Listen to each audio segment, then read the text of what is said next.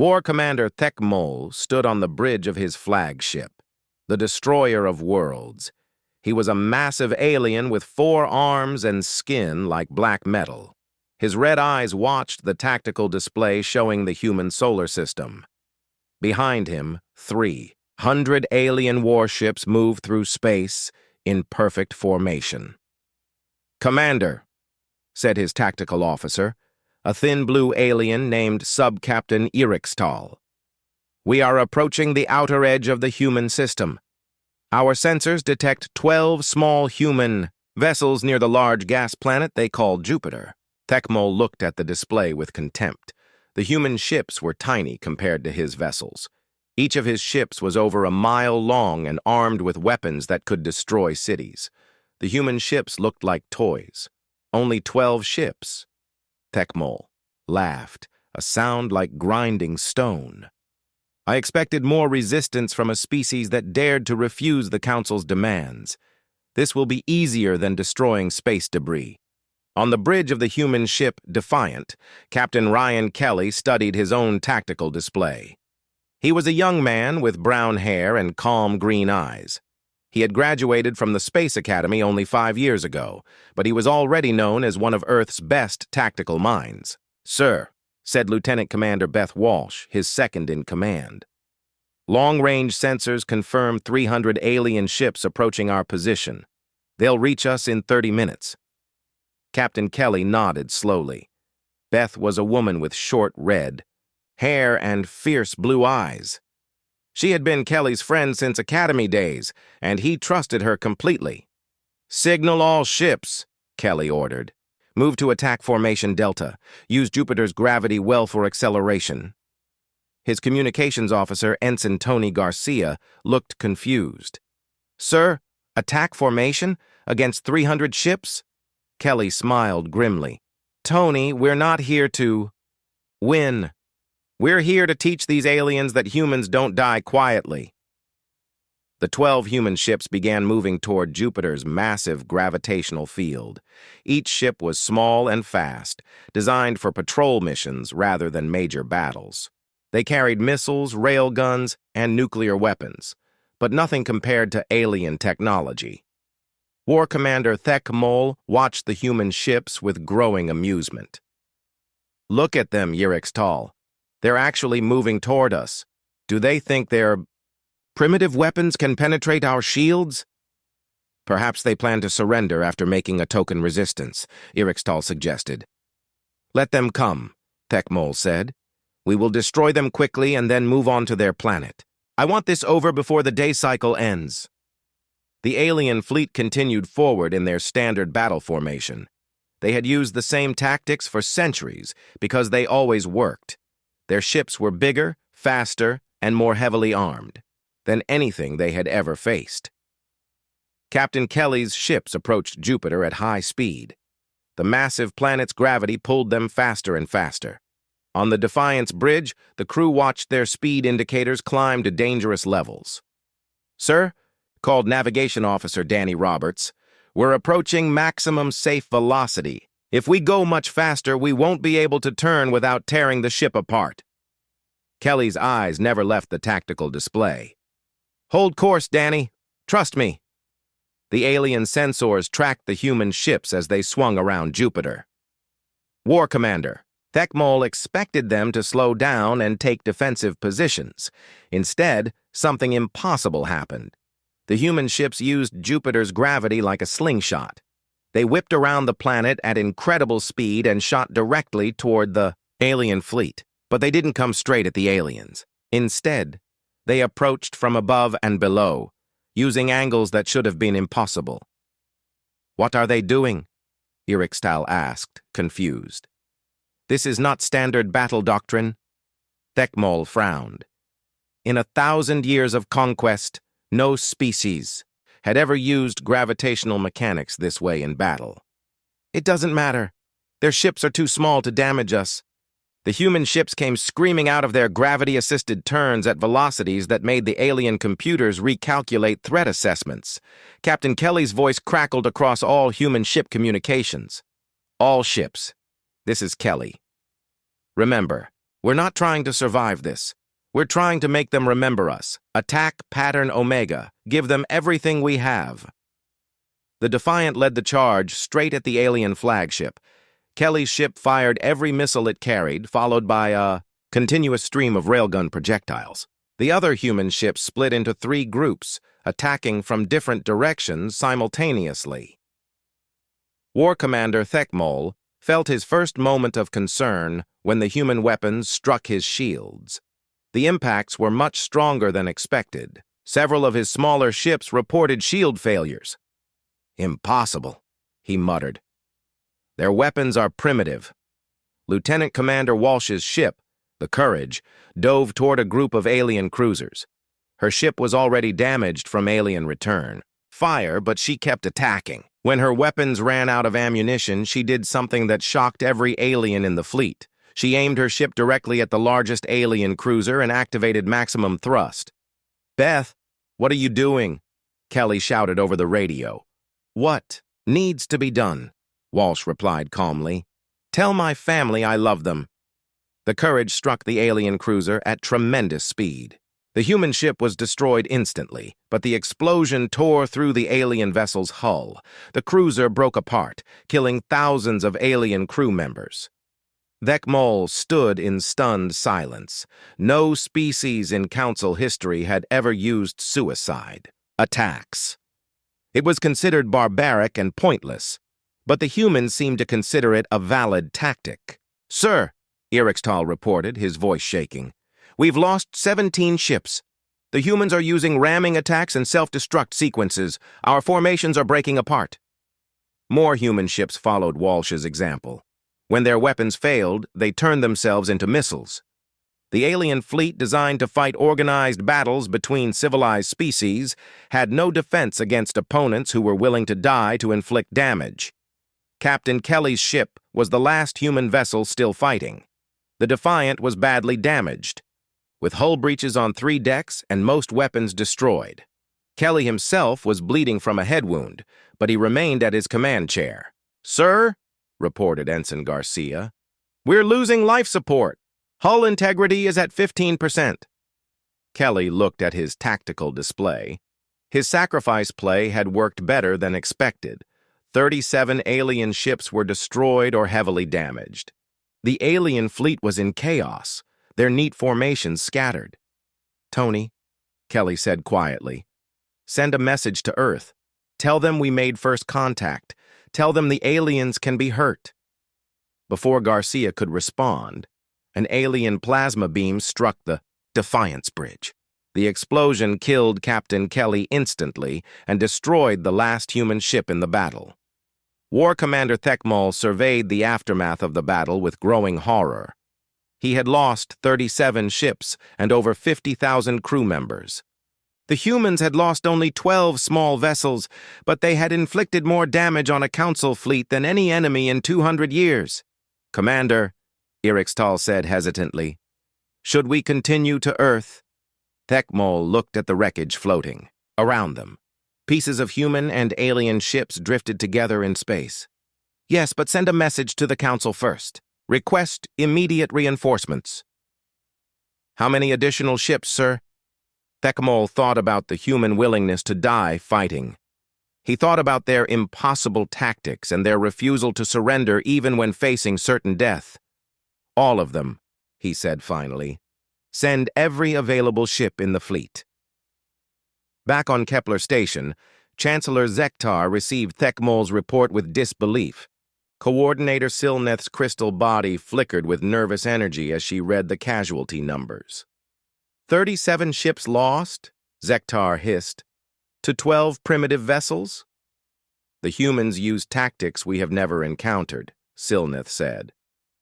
"Suicide, attacks, gravitational acceleration, coordinated strikes from impossible angles. Our battle computers had no programs to counter such methods." Zektar paced back and forth, his claws clicking on the metal floor. "This is unacceptable. We are the Galactic Council. We have conquered nearly 1,000 worlds. How can one primitive planet cause such losses?" "Perhaps we underestimated them," Silneth suggested carefully. Impossible. Their technology is centuries behind ours. This was a fluke, nothing more. Zektar turned to face the communication array. Send orders to all sector fleets. I want 2,000 ships assembled for the assault on Earth. We will crush these humans completely. But deep in his mind, Zektar felt something he had not experienced in centuries of conquest. For the first time since becoming Chancellor, he felt a small seed of doubt about the Council's inevitable victory. Meanwhile, on Earth, Admiral Morrison received Captain Kelly's final transmission. The words were simple, but clear. The aliens can be hurt. Morrison stood looking out at the stars and spoke quietly to himself.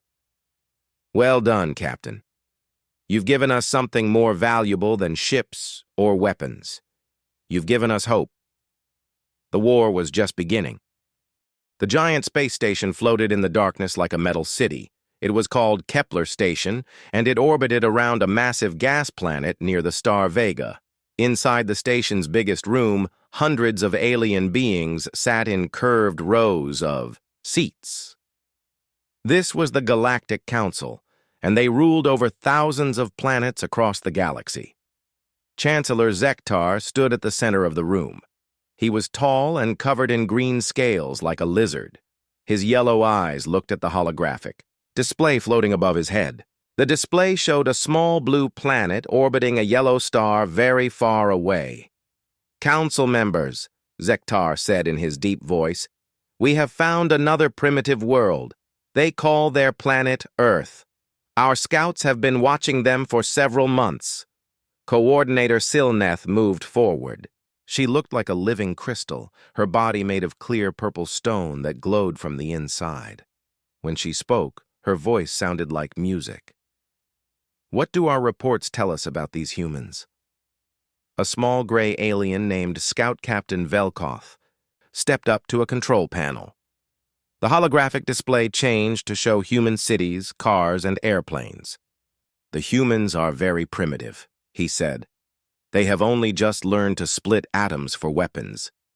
Their fastest ships use chemical rockets. They have never traveled beyond their own moon. The council members made sounds of amusement. Some hissed.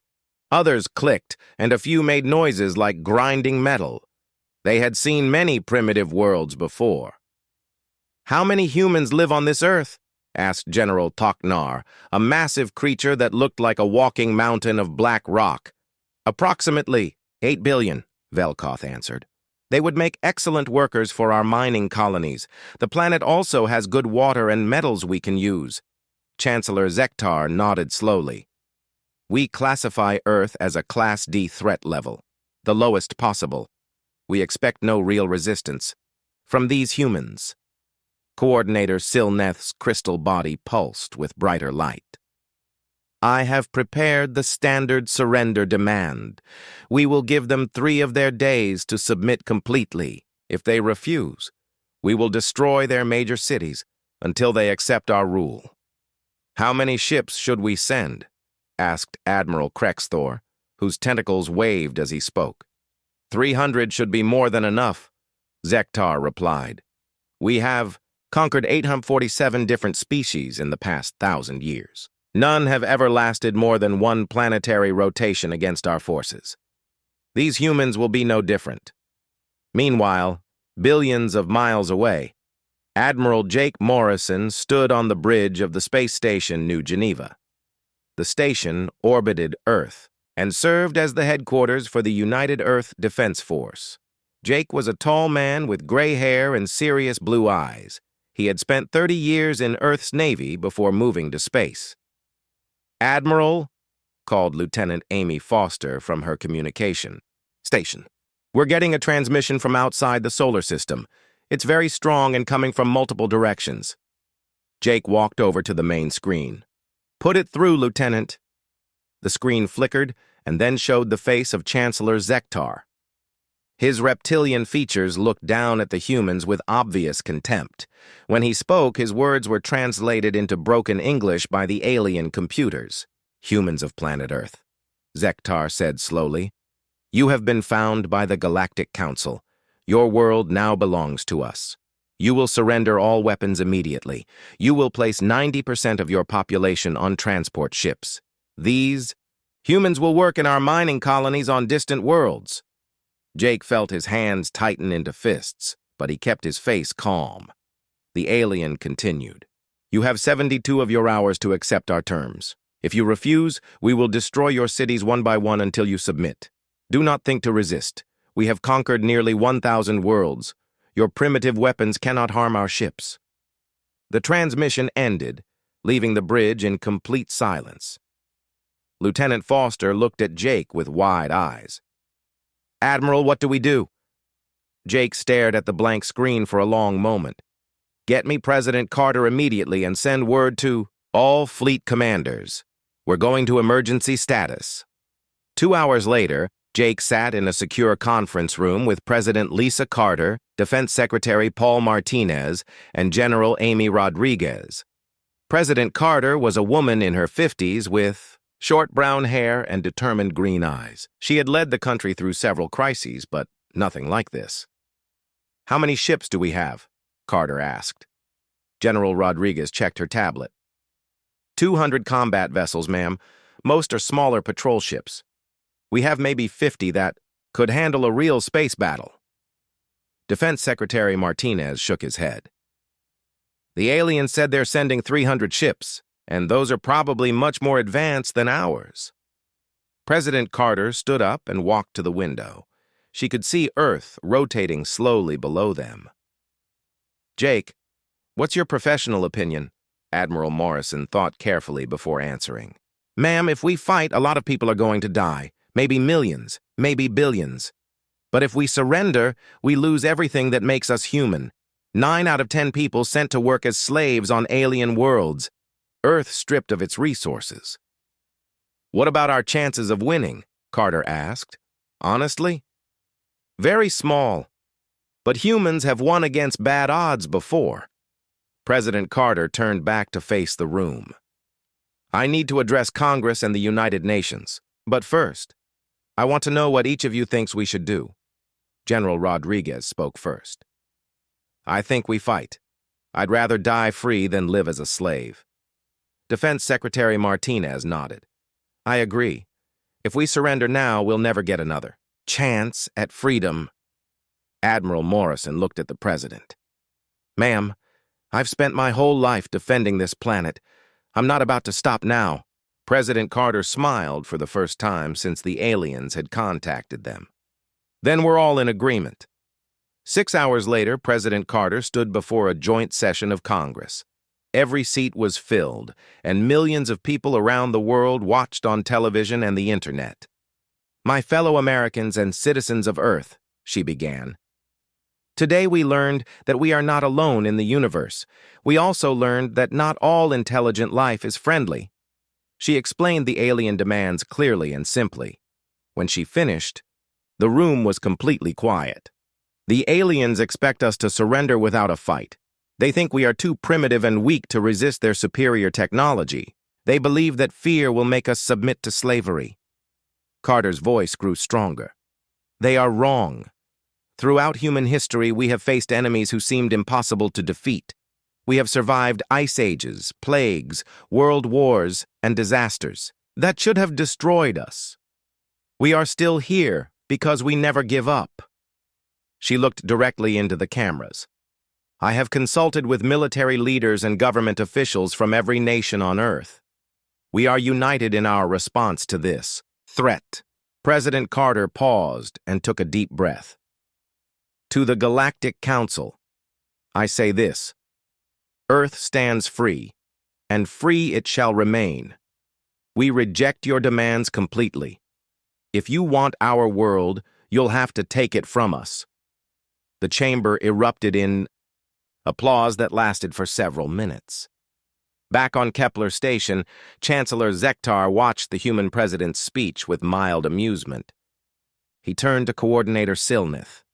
Predictable, he said. They always make brave speeches before they die. Send the first strike fleet immediately. War Commander Thecamol can handle this quickly. Silnith's crystal body pulsed with light. Should we prepare for a long campaign? Zektar made the reptilian equivalent of laughter. 3 days at most. These humans will learn that courage cannot stop plasma cannons. Neither of them knew they had just made the biggest mistake in the Council's 1,000-year history.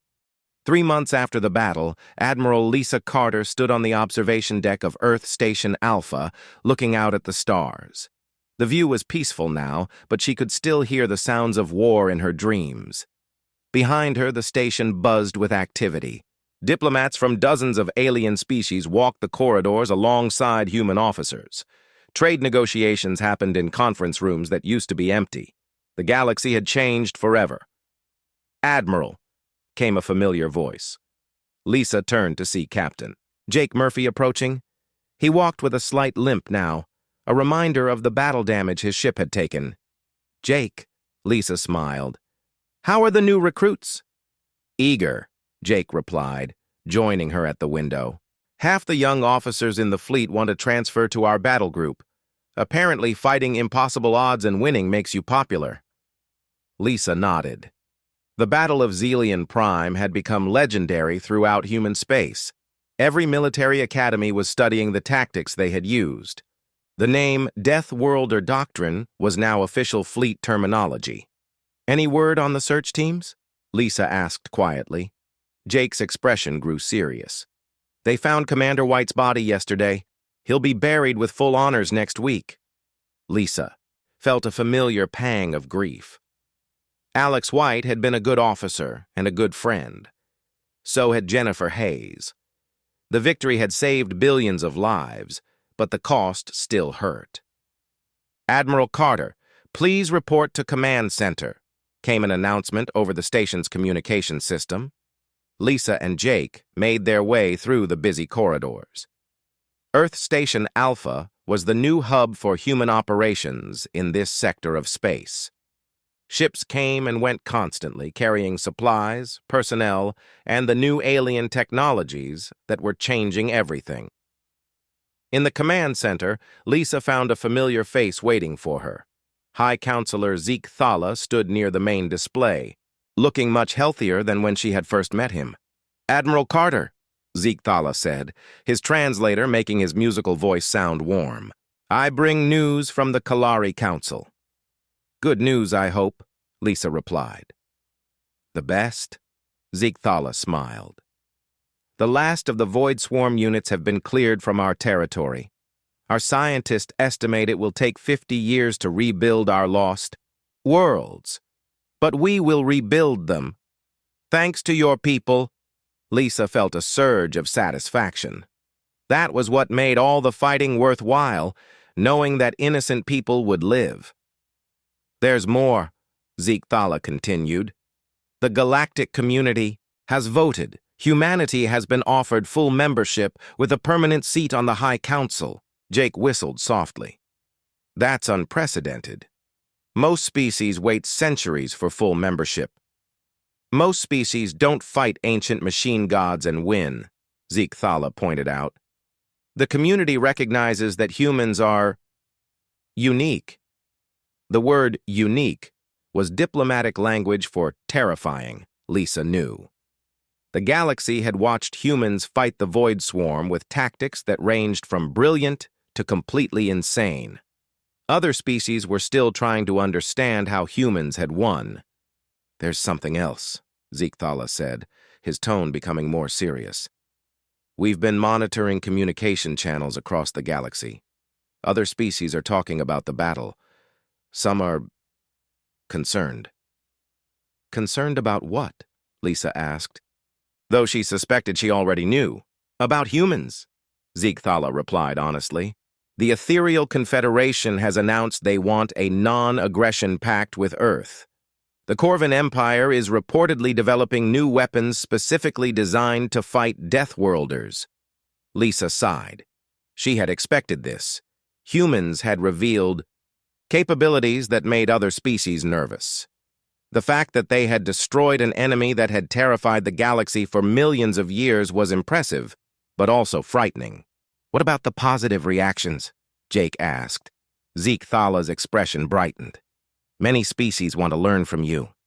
The gentlefolk of Andromeda have requested human military advisors. The Crystal Singers want to trade their music technology for human tactical knowledge, and 17 different species have asked for protection treaties. Protection treaties? Lisa raised an eyebrow. They want human fleets to defend them if they're attacked, Zeke-Thala explained. They've seen what your ships can do. They want that protection for themselves. Lisa walked to the main display, which showed a map of local space. Red markers indicated void swarm destruction sites that were now being cleaned up. Blue markers showed new human bases being established. Green markers represented allied species territories. Jake, what's the status of our new ships? Lisa asked. The Liberty shipyards are working around the clock, Jake replied. Captain Gonzalez is overseeing the construction of the new carrier designs. We're incorporating Kalari technology into our hulls and ethereal power systems into our engines. And Captain Turner? Ben's running the new officer training program, Jake said. Every human officer now has to learn basic alien psychology and interspecies combat tactics. We're not just fighting for Earth anymore. Lisa nodded. That was the reality of their new situation. Humanity had become the galaxy's protectors whether they wanted the job or not.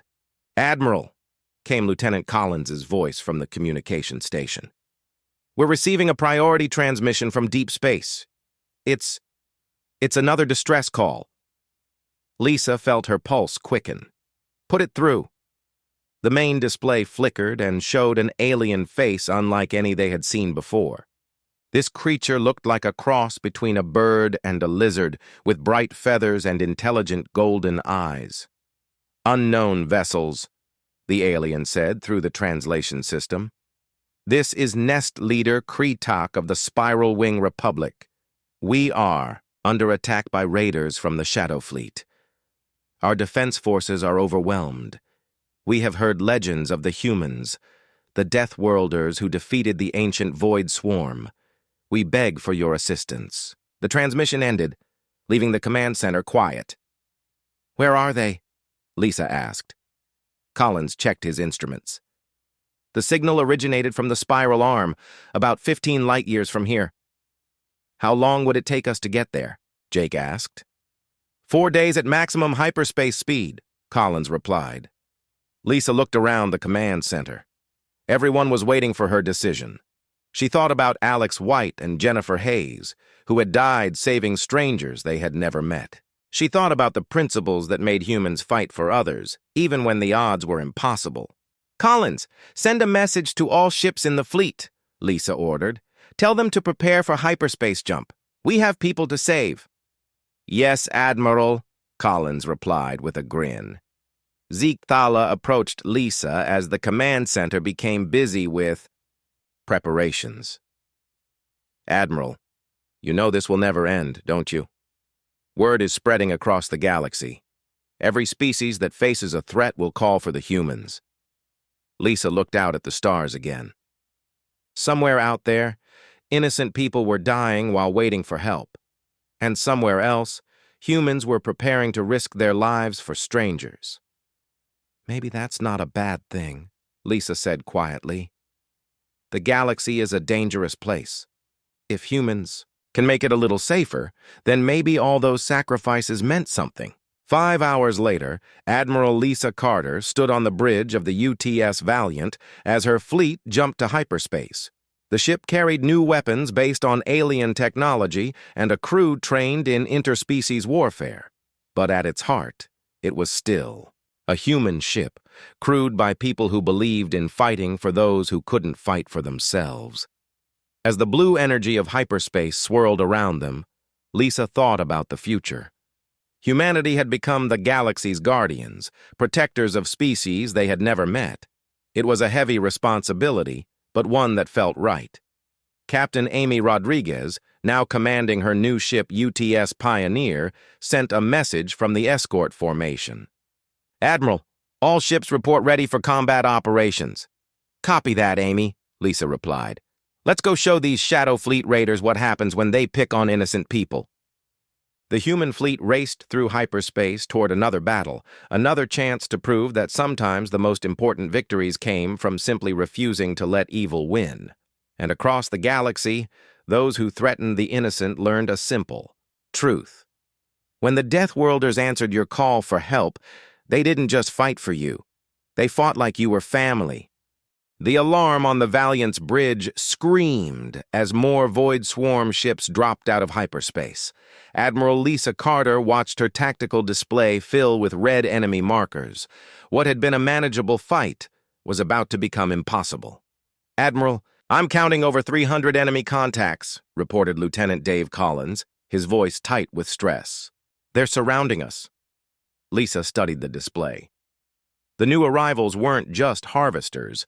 These were warships, sleek and deadly-looking.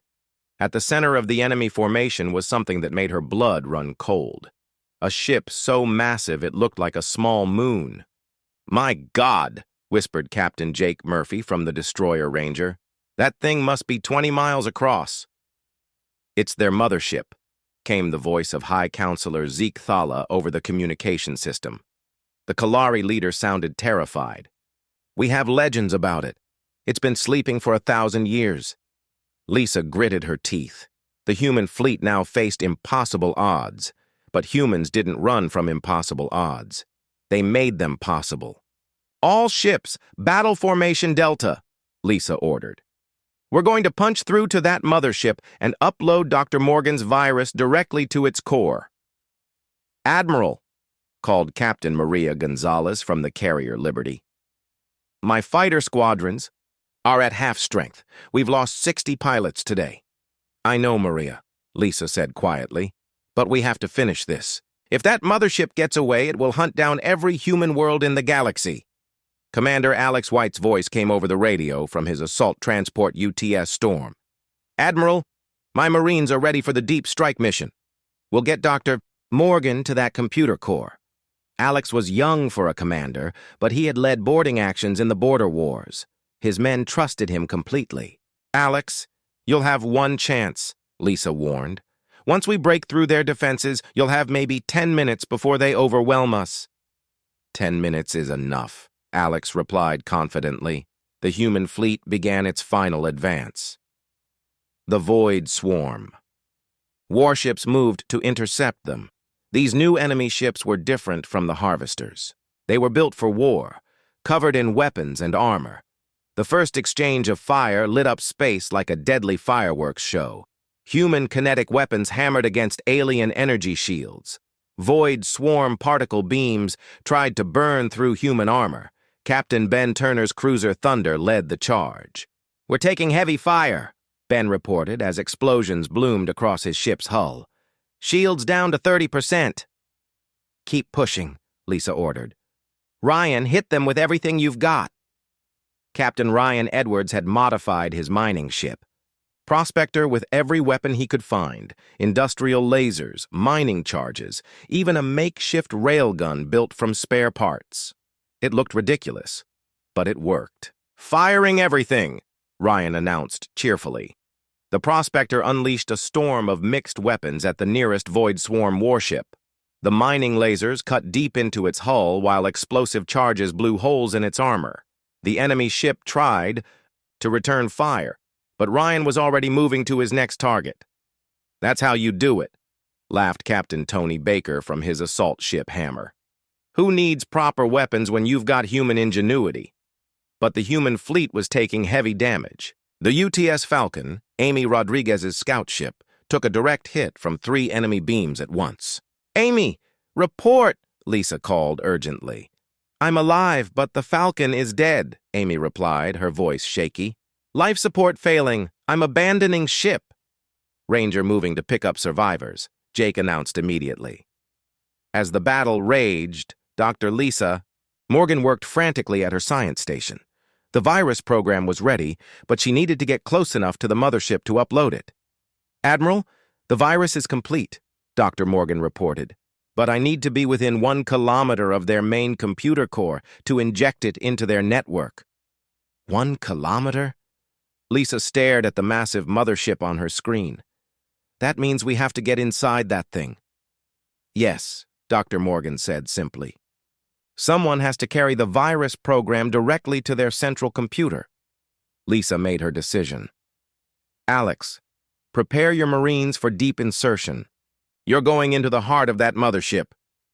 Understood, Admiral, Alex replied. But how do we get through their hull? That thing is armored like a fortress.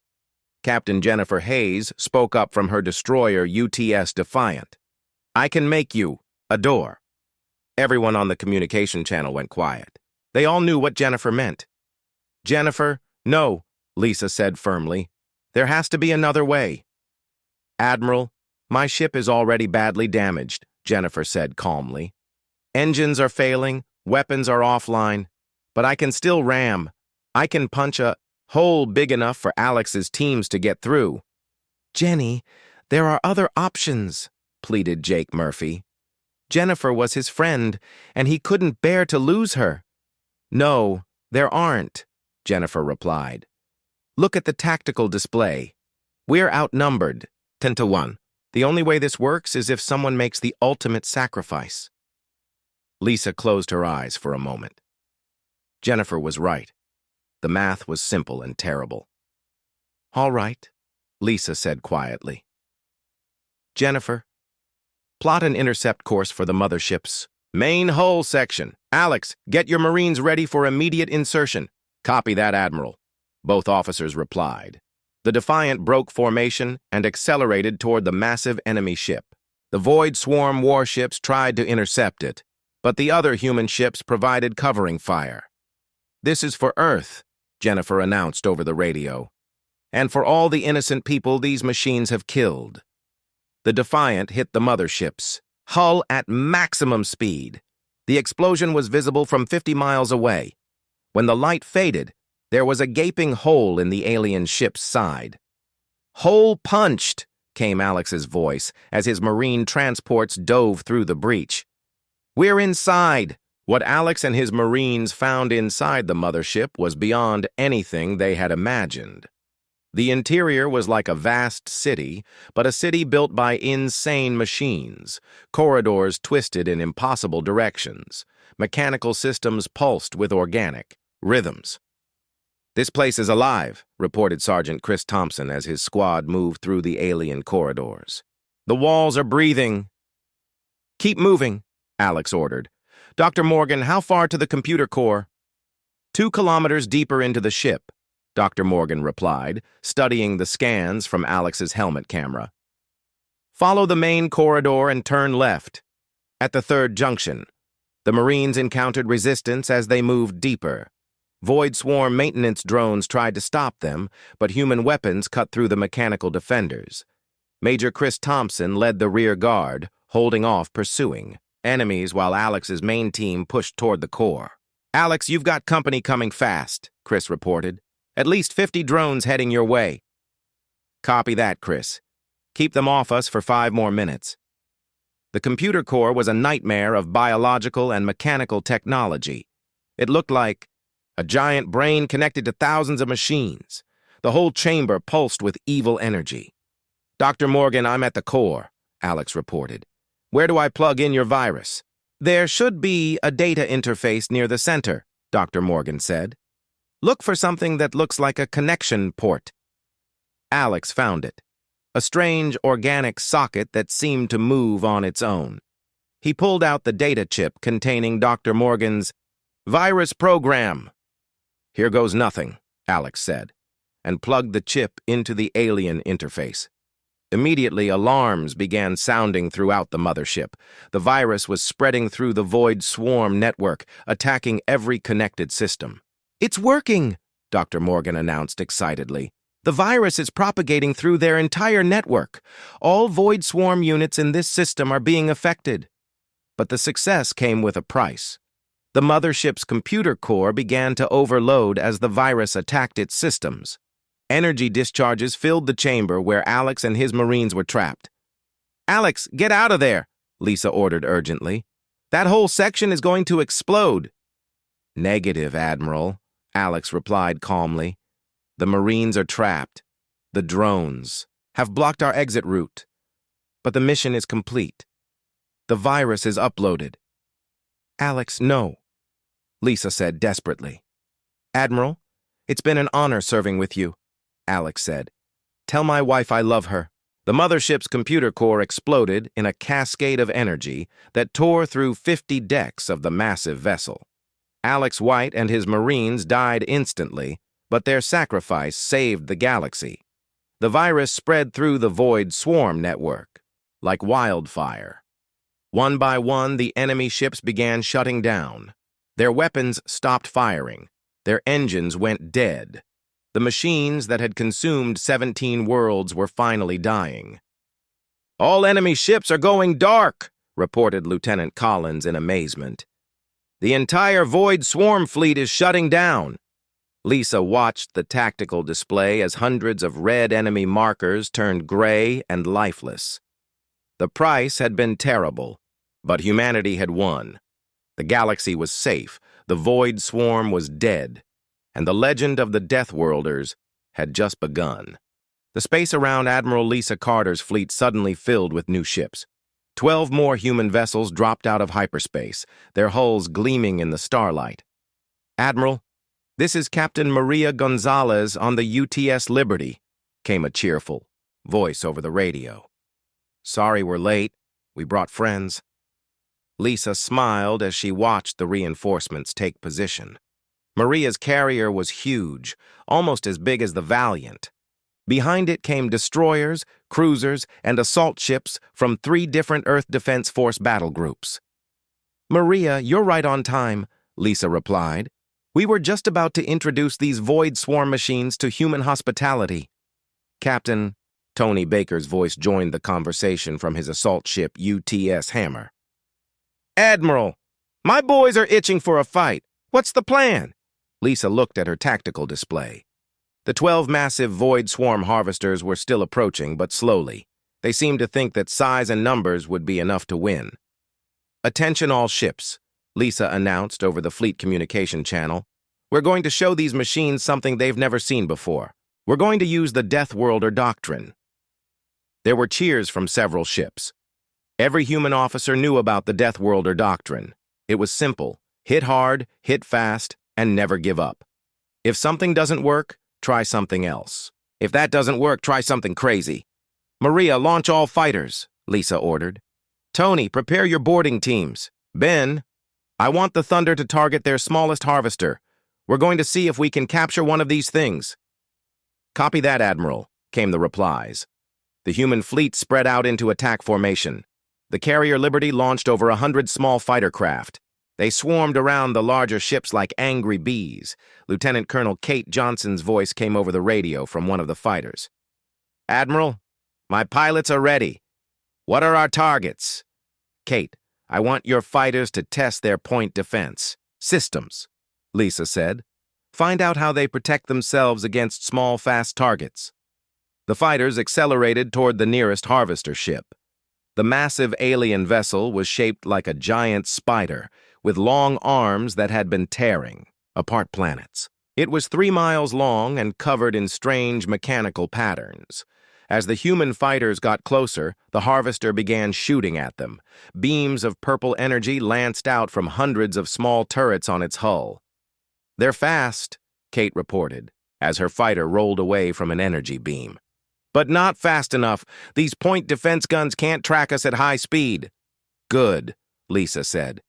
All fighters, attack run on the harvester's weapon turrets, clear us a path. The fighters dove in, like hawks hunting mice.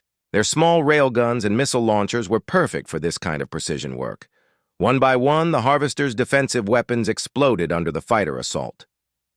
Path is clear, Admiral, Kate reported, but we've lost 6 fighters. Lisa felt a pang of sadness for the lost pilots, but this was war. Good work, Kate. All fighters returned to the Liberty for rearming. Now it was time for the main attack. Ben, take the Thunder in close. I want you to ram that harvester's main hull. Ram it? Ben sounded surprised. Admiral, that thing is 50 times our size. Ben, we're not trying to destroy it, Lisa explained. We're trying to punch a hole in it big enough for boarding teams. Ah, Ben said, understanding now. Ramming speed it is. The thunder accelerated toward the wounded harvester. The human cruiser was fast and heavily armored. It hit the alien ship's hull like a bullet punching through paper. The impact was spectacular. Pieces of alien metal flew in all directions. The thunder's reinforced front section tore a hole 20 meters wide in the harvester's side. Hole punched. "Admiral," Ben reported. "Hull breach in their main structure." "Tony, take your Marines in," Lisa ordered. "I want prisoners and I want to know how these things work." "On our way," Tony replied. The assault ship Hammer launched dozens of small landing craft filled with human Marines. They wore heavy combat suits designed for fighting in space and hostile environments. Tony Baker led the first team through the hole in the harvester's hull. What they found inside made even the tough Marines pause. "Admiral, you need to see this," Tony said over the radio. The video feed from his helmet camera showed a vast chamber filled with machinery. But this wasn't normal machinery. It was organic. The walls pulsed like they were alive. Strange tubes carried flowing liquids in colors that hurt to look at. "It's part machine, part biological," Tony reported, "and it stinks like nothing I've ever smelled before." "Keep moving," Lisa ordered.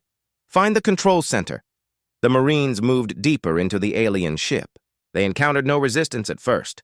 Then they found out why. "Contact," shouted Sergeant Mike Davis over the radio. "We've got hostiles."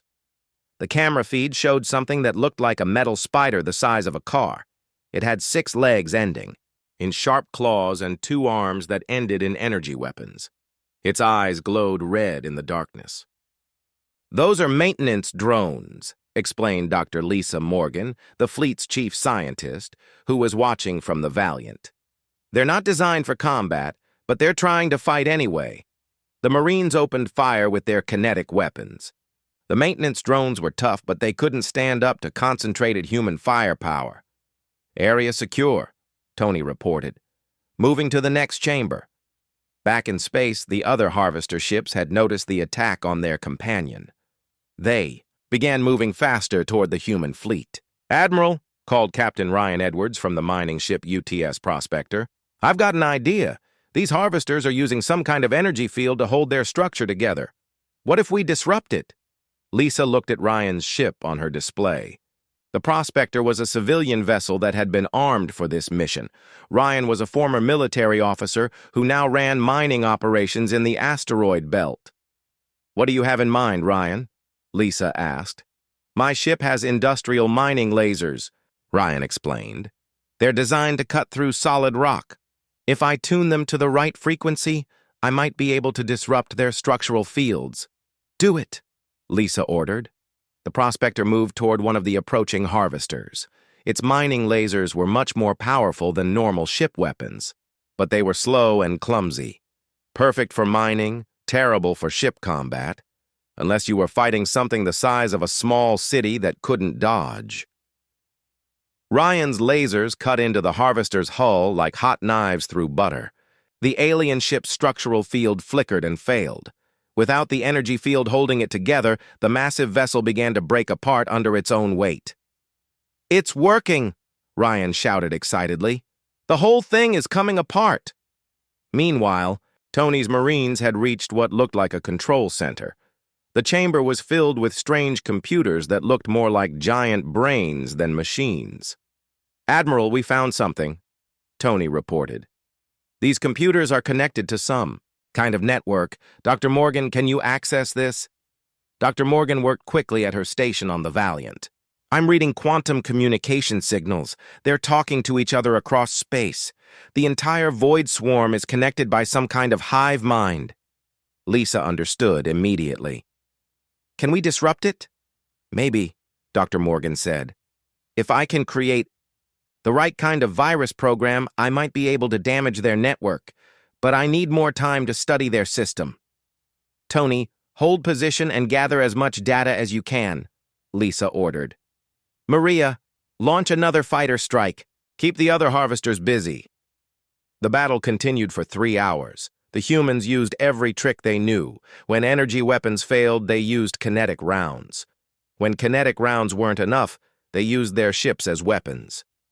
Captain Jennifer. Hayes proved this when her destroyer UTS Defiant lost its main engines during a fight with 2 harvesters. Instead of retreating, she aimed her damaged ship at the nearest enemy and fired all engines. "Ramming speed," Jennifer announced calmly. "See you in hell, you mechanical bastards!" The Defiant hit the harvester at full speed. Both ships exploded in a ball of fire and metal that lit up the entire system. "Jennifer," Lisa whispered, watching her friend die. But the sacrifice worked. The explosion took out both enemy ships and cleared the way for Dr. Morgan to complete her work. "Admiral, I've got it," Dr. Morgan announced. "I've created a virus program that can attack their network, but I need to inject it directly into their communication system." "How?" Lisa asked. "We need to get close to their command ship," Dr. Morgan explained. "The biggest harvester is their network hub. If we can upload the virus to it, the program will spread to every Void Swarm unit in this system." Lisa looked at the tactical display. The largest harvester was twice the size of any other enemy ship. It was also surrounded by 6 smaller harvesters that were acting as guards. "All ships, this is Admiral Carter," Lisa announced. "We're going to punch through their defenses and hit their command ship, whatever it takes." The human fleet charged forward. They had learned the enemy's weaknesses. Now it was time to use that knowledge. The Deathworlder doctrine was working, but the hardest part was still ahead. The war ended not with a bang, but with a conversation. Emperor Vorthagon sat across from Ambassador Kate Williams in the same council chamber where aliens had once laughed at humanity. But no one was laughing now. Kate wore a simple black suit, the kind that business people on Earth might wear to an important meeting. She carried a briefcase made of leather instead of exotic alien materials. Her gray hair was pulled back in a neat style that looked professional but not fancy. She was exactly the kind of ordinary human the aliens had dismissed as primitive. The Emperor still looked impressive in his royal robes and crown, but everyone in the room knew the truth. His empire was broken. Rebellions raged across 40 star systems. Half his fleet was destroyed or captured. The other half was too busy fighting independence movements to protect the capital. "You have won," the Emperor said. His voice was quiet, lacking the commanding tone he had used for 3 centuries. "What are your terms?" Kate opened her briefcase and pulled out a stack of papers. Real paper, not electronic displays or holographic documents. The aliens stared at the primitive material like it might explode. "Our terms are simple, Your Majesty," Kate said with a polite smile. "We want you to stop being mean to people." The translation devices in the room struggled with her words. The concept was too basic for the complex alien languages. How could the terms for ending a galactic war be so simple? "Explain," the Emperor demanded. Kate pulled out the first page and read from it. "The Galactic Empire will immediately stop all military actions against member worlds that wish to govern themselves. You will release all political prisoners. You will allow free trade between systems, and you will treat all species with respect, regardless of their technology level." General Klexthor, who sat behind the Emperor, made a sound of disbelief. "That is not how peace treaties work. There should be tribute payments, territorial concessions, technology transfers." "There will be technology transfers," Kate agreed. "We plan to share human innovations with any species that wants them, free of charge." The aliens looked confused. In their experience, the winner of a war took things from the loser: land, money, resources, slaves. They did not give things away. Dr. Elena Rodriguez stood up from her seat in the human delegation. She had brought examples of the hybrid technology humans had developed. Alien quantum drives improved with human creativity. Energy weapons that were more efficient than anything the Empire had built. Shields that could protect entire planets. "We learned from your technology," Elena explained, "but we made it better by thinking about it differently. You built things to be perfect and never changed them. We built things to be improved and kept making them better. She activated a small device that projected images into the air.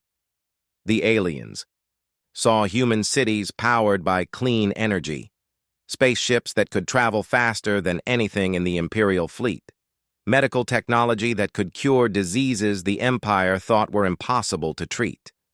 You can have all of this, Elena continued. We will teach you how to make it. The only price is that you promise to use it to help people instead of conquering them. Ambassador Williams took over the presentation. We have one more condition. That might seem strange to you. All Galactic Council meetings from now on will begin with a joke. The silence in the room was complete. Even the translation devices seemed confused. A joke? Emperor Vorthagon asked. A funny story. Something to make people laugh before they talk about serious things. It is a human tradition. We believe that people who can laugh together can solve problems together. The Emperor's advisor, Science Advisor Neth Quan, spoke carefully. You are suggesting that the governance of the galaxy should include humor. Kate nodded. Humor keeps people from taking themselves too seriously. When you think you are the most important person in the universe, you stop listening to other people. When you can laugh at yourself, you remember that everyone makes mistakes. Captain Jake Morrison, now promoted to Admiral, stood to address the council. He had become famous across the galaxy as the human who told the first joke that started a war. But his message today was about ending wars, not starting them. Your Majesty, we did not fight you because we wanted to rule the galaxy. We fought because we wanted the right to exist in it. Humans do not want to be your masters. We want to be your neighbors. Jake gestured to the other human representatives. Look at us. We are not wearing fancy uniforms or carrying powerful weapons. We are just people who want to explore the stars and make friends with the other people we meet out there. The transformation of galactic society did not happen overnight, but it began with that meeting. The Emperor agreed to the human terms, partly because he had no choice, but mostly because he was curious about these strange creatures who won wars by giving away their best technology. Dr. Elena Rodriguez became the first human member of the Galactic Science Council. Her first presentation was called Why Breaking Things is Important for Learning. She taught alien scientists that the best way to understand how something worked was to take it apart and try to put it back together differently. The aliens had built their technology to last forever without changing. Humans built their technology to be improved constantly. Within a year, hybrid human-alien innovations were spreading across the galaxy. Faster ships, better weapons, cleaner energy, stronger materials. But the most important change was in how different species treated each other. The joke requirement for council meetings seemed silly at first, but it worked. When alien leaders had to start each meeting by making other people laugh, they stopped being so serious about their own importance. The Zephyrian ambassador, who had once mocked human ships, became one of humanity's closest allies. He learned to appreciate how human primitive thinking could solve problems that advanced alien logic could not handle. Trade between star systems increased as species began sharing ideas instead of just resources. Art and music from different worlds mixed together to create new forms of beauty. Young aliens studied on Earth while human students attended universities on distant planets. Colonel Ben Carter, who had built the hidden fleet that saved Earth, became head of the new Galactic Defense Force. But instead of conquering planets, the GDF protected them from pirates and natural disasters. Human military tactics, based on protecting people instead of controlling them, became the new standard. The biggest change was in how the galaxy thought about progress. For thousands of years, alien civilizations had believed that advanced meant complicated and old meant better. Humans showed them that new ideas could come from anywhere, and sometimes the best solutions were the simplest ones. 5 years after, The war ended. Ambassador Kate Williams stood before the Galactic Assembly to give a speech about the transformation of galactic society. The assembly now included representatives from over 100 species, many of whom had been freed from imperial control. "They mocked us for being primitive," Kate said, looking out at the diverse crowd of beings from across the galaxy.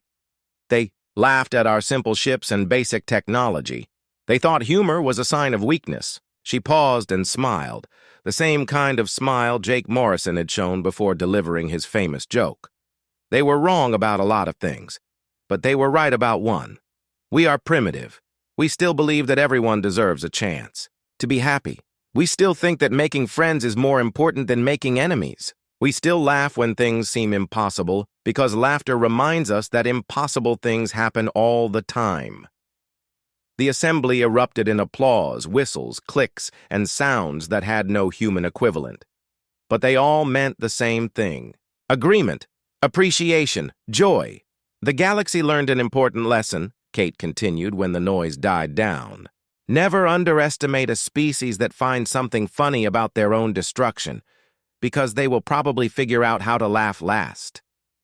As she spoke, a new ship appeared on the assembly's viewing screens. It was a joint project between humans and 12 other species. The design combined the best features of everyone's technology, but it was unmistakably influenced by human thinking. It was efficient without being boring, advanced without being complicated, powerful without being scary. The ship's name was painted on the hull in languages from across the galaxy, but the meaning was the same in every language: New Beginnings.